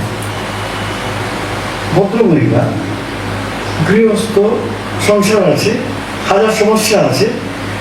আমি 25 বছর 30 বছরের সন্ন্যাসী জীবনযাপন করছি, আশ্রমে বসে আছি, তার জব করে আনন্দ হচ্ছে, আমার জব করে আনন্দ হবে না? আমি একটা সমস্যায় মাথা বাংলা পাঁচ মুখ করে বসে আছি। আমি দেখলাম যে এটা তো ঠাকুরই শিক্ষা দিলেন আমাকে, যে একজন মহিলা সে সংসারের হাজার বোঝাটা পাশে রেখে, যেমন ঠাকুর বলছে, তিনি ঠাকুরের নাম করে আনন্দ পাচ্ছেন। আর আমি সন্ন্যাসী হয়ে মনে করছি, কেন আমার কাছে কি ঠাকুরের নামটা নেই? সেই নাম নিয়ে আমার আনন্দ হবে না কেন? এই সঙ্গে সঙ্গে ঠিক হয়ে গেল। ভগবান আমাদের কাকে দিয়ে শিক্ষা দেবেন? যদি চোখ কান খোলা থাকে, তাহলে শিক্ষণীয় সব কিছু সবসময় আছে। আর সে শিক্ষা দেবার ব্যক্তি আপনার চেয়ে মহৎ হতে হবে জীবনে, তা হয় না। সাধারণ লোক এসে আপনাকে একটা শিক্ষা দিতে পারে। আর একটি ঘটনা বলে দিই, এটা বলেছি আগে, বলেছি না এই ঘটনাটা কারো মনে আছে? তাইলে আর একটু বলে দিই, এখন 8 মিনিট আছে আমার। আমি তখন জয়েন করেছি এলাহাবাদে। সেখানে একজন ভদ্রমহিলা আসতেন, সকলে ওকে পাগলি পাগলি করে ডাকে। আমি ভদ্রমহিলা একটু মানসিক ভারসাম্যটা নেই, তা আমরা তখন নতুন জয়েন করেছি। একে মহিলা, তার মধ্যে পাগল, তা আমরা তো দূরেই থাকি। তো আমি মন্দির বন্ধ করেছি উপরে, মন্দির বন্ধ করে আমি নামছি, তিনি উপরে উঠবেন। আমি বিরক্ত হয়নি, রাগিও নি, কি রাগার কি আছে? তো আমি শুধু বললাম ওনাকে, এখন মন্দির বন্ধ, আপনি 4টার সময় আসুন। ভদ্রমহিলা পাগল বলে কি হলো? ঠাকুর তো তার মধ্যেও কাজ করছেন। ভদ্রমহিলা বলছেন, আমি ওনাকে বলছি, কিন্তু এরকম তাকিয়ে বলছি। তো উনি আমার সামনে না তাকিয়ে এরকম তাকিয়ে বলছে, বাবা তোমার মন্দির বন্ধ হতে পারে, আমার মনটা বন্ধ হয়। আমি না মাথায় হাত দিয়ে বললাম, কে পাগল? ও পাগল না আমি পাগল? তাই না? আমরা খোলা মন্দিরে বন্ধ মন নিয়ে যাই, সে বন্ধ মন্দিরে খোলা মন নিয়ে যাচ্ছে। পাগল কেউ পাগল না, সব ভিতরে ভিতরে ঠিক আছে। তো আমি দেখলাম, এটা আমি পরে বলছি ঠাকুরের কথা। এবং আরেকটি ঘটনা, এটা বলে শেষ। একবার কোনো শনিবার ছিল বা রোববার ছিল, তো আগে না খবরের কাগজ খুব মোটা, সিঙ্গাপুরের খবরের কাগজ খুব মোটা, প্রায় 100-150 পৃষ্ঠা সব মিলে, বিভিন্ন রকমের অ্যাটাচমেন্ট থাকে, ইনভেস্টমেন্ট, বাড়ি, ফ্যাশন, তো প্রচুর পাতা। মন্দির থেকে আমি নেমেছি, কটা বাজে তখন? ধরুন 6:30, 7:30 বাজে সকালবেলা। তো আমি যখন দেখি বেঞ্চের উপরে বসছি, সেই একই বেঞ্চে যেখানে ভদ্রমহিলা এসেছিলেন, তো খবরের কাগজ সেখানে ছিল। তো খবরের কাগজের তো স্বভাবটাই ওইরকম, খবরের কাগজে আমি এরকম করে বসে গেছি। এইদিকে হস্টেল ছেলেরা 7:15 আগে হস্টেল থেকে বেরোবার কথা নাই, এবং সাধুরা যোগদান করছে, ডিস্টার্ব করবে বলে। 7:45 সময় সব থেকে ছোট ছেলে বেরিয়ে এলো, বলেছে নিয়ম ভঙ্গ করে বেরিয়ে এলো। বেরিয়ে না আমার পাশে এসে দাঁড়ালো, চোখ মুখ এরকম কুচকে আমাকে বলছে ইংরেজিতে, আবার তামিল ছেলে, তোমাকে সকাল সকাল এগুলো পড়তে কে বলেছে? বলেছিলাম না? সে ভ্রু কুচকে আমাকে বলছে, what makes you to read all this things in the morning? এই ইংরেজি শব্দটা। কত বয়স বাচ্চা? 7 থেকে 8 বছর বয়স। আমি বাচ্চার সময় তাকালাম, আমি বললাম ও সুপারিনটেন্ডেন্ট, আমাকে তো ভয় করার কথা। সে এসে আমাকে উপদেশ দিয়ে চলে গেল। ঠাকুরের কৃপায় আমি সঙ্গে সঙ্গে ধরতে পেরেছি যে এটা তো ও বলছে না। 7 বছরের বাচ্চা এই কথাটি কি করে বলে একজন সাধুকে, যে সকাল সকালে খবরের কাগজ পছন্দ? আমি খবরের কাগজটা বন্ধ করে ওকে বললাম, সরি, তুমি ভিতরে গিয়ে সুপারভাইজারকে খবরের কাগজ দিয়ে দাও। তারপরে ভাবছি, সাধু হয়েছ, এই মন্দির থেকে জপ ধ্যান করে নেমেছ, কিছু বই পড়ো, কিছু গান শোনো, আরে কিছু না করে ঘুমিয়ে পড়ো, এইগুলো পড়ার তোমার দরকার নেই। সেটা শিক্ষা কে দিল আমাকে? 7 বছরের বাচ্চা। আমি বলছি কি, ভগবান তোমাকে শিক্ষা দেওয়ার জন্য সবসময় প্রস্তুত, তোমার যদি চোখখানি খোলা না থাকে কিছু করার নেই। আচ্ছা, এইবারে ঠাকুরের কথা এটাকে নিয়ে বলছি। কথামৃতের মধ্যে আছে পরিষ্কার কথা, কলিযুগে আকাশবাণী হয় না, ভগবান বাচ্চাদের মুখে আর পাগলদের মুখে কথা বলে। চোখের সামনে হয়ে গেল আমার সামনে, তাই না? একেবারে ঠাকুরের কথা।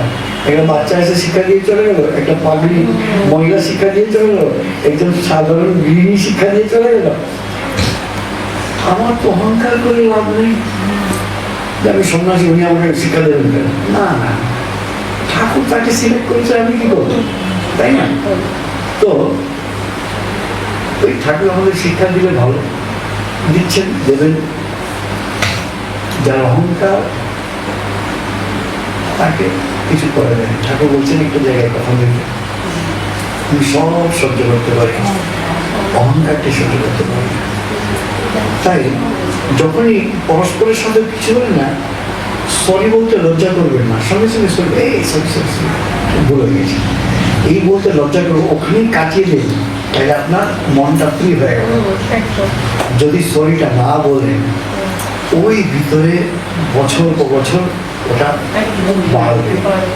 আর তখন এমন হবে, ভুল করছেন, করার বলবেন বেশ করেছি, এটা তো ঠিক না।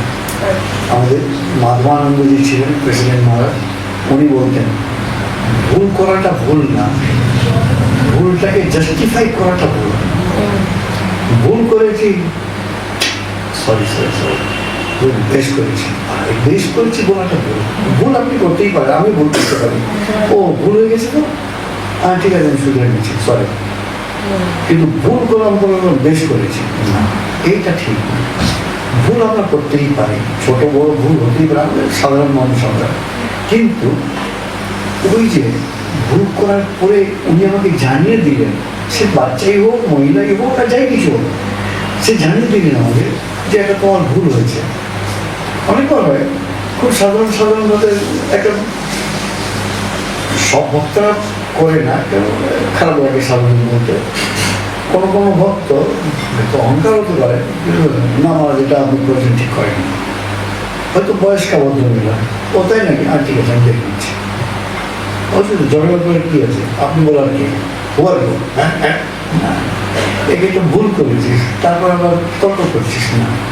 তো জিনিসটা হচ্ছে কি, যদি আপনি জেগে থাকেন, জেগে থাকা মানে সবসময় একরকমের, ইংলিশ শব্দ বলতে হচ্ছে, সবসময় একরকমের অ্যাওয়ারনেস আছে যে আমি ঠিক করছি তো। আর ওই অ্যাওয়ারনেসটা বাড়বে শুধু করে নাম করে জপ করে। মনে হবে জপের সাথে এর কি সম্বন্ধ আছে? জপ করলে আপনি দেখবেন সবসময় আপনি সতর্ক আছেন, জপ করতে হবে বলে সতর্ক আছেন, জপ করছেন বলে সতর্ক আছেন। আর তাতে আপনার দেখবেন ভুলভ্রান্তিও কমে যাবে, যা করছেন ঠাকুরের সেবা ভেবে কাজ করছেন আপনি। আর এটার নামই তো জীবনের উন্নতি। যে কাজটি করছিলেন সেটি সেবাভাবে করছেন, যে কাজটি করছিলেন সেটি পূজা মনে করে করছেন, যে ভাবটি করছেন সেটি ঠাকুরকে কেন্দ্র করে করছেন। এই হচ্ছে আমাদের আধ্যাত্মিক জীবনের ব্যাপার। তো আমাদের সকলের সৌভাগ্য, আমি এটা অনেকবার মনে করি যে এই যে আপনারা এসেছেন, নাও আসতে পারত, কিছুতে ইন্টারেস্ট আছে, কিছু তো মনে হয়েছে যে না যাই, হয়তো দুটি কথা শুনবো, ঠাকুর প্রমাণ করে আসবো। এই যে একটু সব চিন্তা আছে, সেই সব চিন্তার জন্য কত নতুন কিছু শুনতে পারবে। এটাই আমাদের এগিয়ে যায়, একটু উৎসাহ রাখতে হবে। অনেকবার আমাদের মনটা সবসময় আমাদের একটু উল্টো পথে চালায়, আরে কি আছে যে একই কথা বলছে সব ঠাকুরা, নতুন কি বলবেন না, একই কথা বলে। একজন ঠাকুরের কাছে এসছেন, আপনি তো সবসময় একই কথা, কামিনী গান করতে, কামিনী গান করতে, কামিনী গান করতে। ঠাকুর হচ্ছে আর বলবো কি, এদিকে ত্যাগ করে এদিকে ঠাকুরের নাম করে। যাই হোক, তো ধন্যবাদ সকলকে আসার জন্য, ধন্যবাদ আমাকে ডাকার জন্য। আসার কথা ছিল না, যার জন্য এসেছিলাম সে প্রোগ্রামটা ক্যান্সেল হলো। তাই আমি বললাম যে আমার 25 তারিখ বিকেলবেলা খালি আছি, 24 সকালবেলা খালি আছি। তো তো সকালবেলা এক জায়গায় গেলাম, বিকালে এক জায়গায়। উদ্দেশ্য কি ছিল? যেখানে যেতাম সেখানে ওতেই ঠাকুরের নামই বলতাম। কিছু এসে না, সেটা হয়তো গোলপাটে হওয়ার কথা ছিল, হয়তো 500 লোকের সামনে বলার কথা ছিল। কি হয়েছে? আমি তো যা বলছি তাই বলছি, সে 10 জন শুনুক, 100 জন শুনুক, আর 2000 লোক শুনুক, তাই না? তো যাই হোক, ধন্যবাদ শুধু ঠাকুরকেই দেওয়ার কথা যে আমাদের সকলকে উনি এইভাবে একজোট করে রেখেছেন, হ্যাঁ, এবং আমাদের সৎ পথে নিয়ে যান, সেটাই কথা। একটা রিকোয়েস্ট করুন, এটা শেষ করে ওই আপনি ওই জীবন ধরে আছো, তুমি একটু 2 লাইন যদি গান, মরণে হও সাথী, গান করলে খুব দেরি হয়ে যাবে। 2 লাইন গান, ভীষণ সুন্দর গান তো। না, গানটা তো সুন্দর, গান অনেক। আর আপনি খুব সুন্দর গান, একটু 2 লাইন করুন, সবাই করবে। একটা গান, খুব সুন্দর গান, এটা খুব কম সাধুরাই গায়। কি জন্য কম সাধুরা গায় আমি জানি না, কিন্তু আমার 4-5 জন আছি, আমি এখন চিনি থাকি 1-2-3 জনই আছি যারা এইসব এই গানগুলি করেন। প্রত্যেক গান খুব ভালো, আর আমি মাঝে মধ্যেই করি। গানটা যখন করছি পুরোটাই করছি।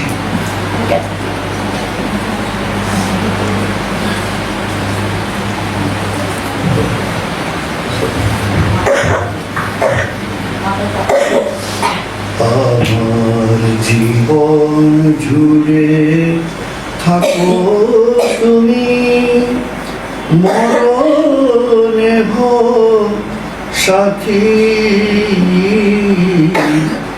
তোমার হাতের বাঁশি করে বাজাও দিবস রাতি, ঠাকুর বাজাও দিবস রাতি। আমার আমি শেষ হয়ে যাক, তোমারেতে সে মিশে যাক, তোমার পানে ফেরাও আমার দুষ্টু মনের গতি,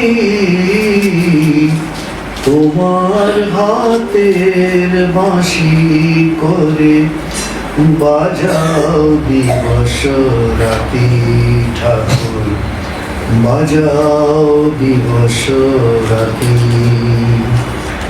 চিত্ত আমার নিত্য যেন তোমায় ধরে থাকে, মন যেন আর দেয় না সাড়া, ষড়রিপুর ডাকে। এ দেহ যায় তোমার সেবায়, মন প্রাণ যেন তোমাকে চায়, অন্তিমে রামকৃষ্ণ নামে থাকে যেন মতি, তোমার হাতের বাঁশি করে বাজাও দিবস রাতি, ঠাকুর বাজাও দিবস রাতি, আমায় বাজাও দিবস রাতি। স্থান আর কালের কনটেক্সটে আপনি রাবার ব্যান্ডের এক্সাম্পলটা দিলেন, খুব ছোটবেলার থেকে আমাকে সবাই তাদের মধ্যে অনেকেই আছে, বাবা মা শিখিয়ে দিয়ে তোমার পুজো করো বা জব করো, পার্টিকুলার প্লেসে you must decide a particular place in the house, right or wrong আমি জানি না, সেটা এটা 1 নম্বর। আর 2 নম্বর, অনেকে হয়তো বলে আমার ছেলের জন্মদিন পার্টি আছে, মুখ আসিস, ওর ম্যারেজ অ্যানিভার্সারি কাম, হয়তো অনেক ঘুরে থাকি, তখন নর্মালি আমরা বলি God willing will definitely come, সেটা কারেক্ট কিনা, এই দুটো আমার কনফিউজ। আচ্ছা, প্রথম কথাটা, ওই কথাটাও ঠিক। প্রথমে সে একই জায়গায় একই আসনে, আগে তো মনটা একটা স্থির হোক, তারপর তো একটা খুব সুন্দর কথা আছে আমাদের শাস্ত্রে, আমাদের খুবই উন্নতি হলো, আমার আধ্যাত্মিক খুব উন্নতি হলো, ঠাকুরে গিয়ে মনটা প্রতিষ্ঠিত হয়ে গেল, ঠাকুর ঠাকুরেই মনটা সমাধিস্থ হয়ে গেল, এটা কথা বলছি, এর উপরে কি কোনো অবস্থা আছে? শাস্ত্রে বলছে এর মনটা ঠাকুরে দিয়ে প্রতিষ্ঠিত হলো। এর উপরে অবস্থা হয়েছে যেখানে যেখানে মন যাচ্ছে সেখানে সেখানে সে শুধু ঠাকুরেই প্রতিষ্ঠিত হচ্ছে। যত্র যত্র মনোজাতি তত্র তত্র সমাদায়, যেখানে যেখানে মন যাচ্ছে ওখানে সমাধিস্থ। কনসেন্ট্রেশন লেখাপড়াতেও হয়, কনসেন্ট্রেশন যোগদানে হয়। এই জন্য আমাদের মোটিভেশন আমরা বলি যেই সাধুটি যোগদান করে, সেই সাধুটি পড়াশোনা করে, সেই সাধুটি কাজ বেশি করে। কিন্তু মন তো একই, মন তো দুটো হয় না। দ্বিতীয় কথাটা, সংসারে যখন আছেন তখন আপনি এইসব নিমন্ত্রণ পাবেনই। এবারে আপনার যদি ইচ্ছা হয় যে আমার যাওয়ার ইচ্ছা আছে, আমরা ঠাকুর দিন যাব। যদি আপনার যাওয়ার ইচ্ছা নাই, কিন্তু মুখের উপর না বলতে পারছেন না আপনি, তখন আপনি কি বলেন, চেষ্টা করবো, দেখি ঠাকুরের যদি ইচ্ছা হয়। ঠাকুরের ইচ্ছা কিন্তু সাংসারিক দিকে আমরা বলি না, তাই তো? যতদূর আমি বক্তব্য শুনেছি, ওই মন্দিরে আসাটাই ঠাকুরের ইচ্ছা। বাকি সংসার তো আমি সব কিছু করবোই, নতুন কি আছে। তো যখন সাংসারিক কিছু থাকে তখন স্পষ্ট বলতে পারেন, কিন্তু এমন স্পষ্ট বলবেন না যে ওর দুঃখ হয়, ওইসব যাই না, এসব বলার দরকার নেই। সেদিন তো একটু ব্যস্ত আছি, দেখি যেতে পারি। খুব সুন্দর করে কাউকে যদি কারো সেবা না করতে পারেন, যদি কারো সাহায্য না করতে পারেন, কায় মনো বাক্যে কাউকে কষ্ট দেবেন না। জীবনটা খুব সরল হয়ে যাবে। আপনি ভুগবেন কিন্তু, যে আপনি কায় মনো বাক্যে কাউকেই ক্ষতি করবেন না, ক্ষতি করার লোক চলে আসবে আপনাকে, সহ্য করবেন, কিন্তু আপনি ক্ষতি করবেন না, আপনি কর্ম বাড়াবেন না। এই ক্ষতি করে করেই তো আজকে মনুষ্য জন্ম, তাই না? ক্ষতি যদি না করি আর পজিটিভ তো করেই যাচ্ছি, ঠাকুরের আমি করে যাচ্ছি। মা বলছেন যেখানে তরবারির ঘা পড়ার কথা ছিল সেখানে ছুঁচ ফুটবে। ঠাকুরের নাম করলে অনেকবার কষ্ট কমে যায় দুরকম। একে হচ্ছে কষ্টই কমে গেল, দ্বিতীয়ত কষ্ট যেটি হবে আপনার, সেটি আপনার মনের উপরে ইফেক্ট হবে না। আমি দেখেছি একজনকে মানে প্রায় মরণাপন্ন, মুখে হাসি, আমি তো শুনলাম আপনার নাকি এটা দেবেন, ফালতু শরীর তো যাবেই, একটি নতুন করে বলার কি আছে। একজনকে বলছে যে আপনার তো ক্যান্সার হয়ে গেল, বললো ওটাই তো অপেক্ষা করছিলাম, ঠাকুরের সাথে কবে তাড়াতাড়ি দেখা হবে, তোরা ওয়েট কর, আমি চললাম। মানে রোজ যেমন ঘুমোতে যাচ্ছেন তেমন মৃত্যু একটি ঘুম, নতুন তো কিছুই না, মৃত্যুকে ভয় করার কিছু নাই। এই একটা একেবারে আইসিতেই একটা কবিতা কি ডনের আর কি। তো মৃত্যুকে বলছে মৃত্যু ভয় করার কিছুই নয়। মৃত্যু হচ্ছে একটি নিদ্রা। রোজ যখন আমরা ঘুমোই, এটাকে শাস্ত্রের ভাষা বলে খণ্ড প্রলয়। খণ্ড প্রলয় মানে রোজ প্রলয় হচ্ছে। প্রলয় মানে কি? জগৎ পুরো ধ্বংস হয়ে গেল। রোজ আপনি যখন ঘুমোতে যাচ্ছেন তখন তো জগৎ থাকছেই না আপনার কাছে, জগৎটা রোজ ধ্বংস হচ্ছে। তো সেরকম এগুলো সমস্ত কিছু নিয়ে একটা পবিত্র জীবন যাপন করে কাউকেই কষ্ট দেওয়ার দরকার নেই। সামনে পড়লো, ক্ষমতা থাকলে সাহায্য করবেন, ক্ষমতা না থাকলে মা বলছে না, যারা আছে সে মাপে, যা নাই সে জপে। তো কিন্তু যেটাই হোক, যেটা কারো কোনো কায়মনকে ক্ষতি করবে না। ঠিক আছে।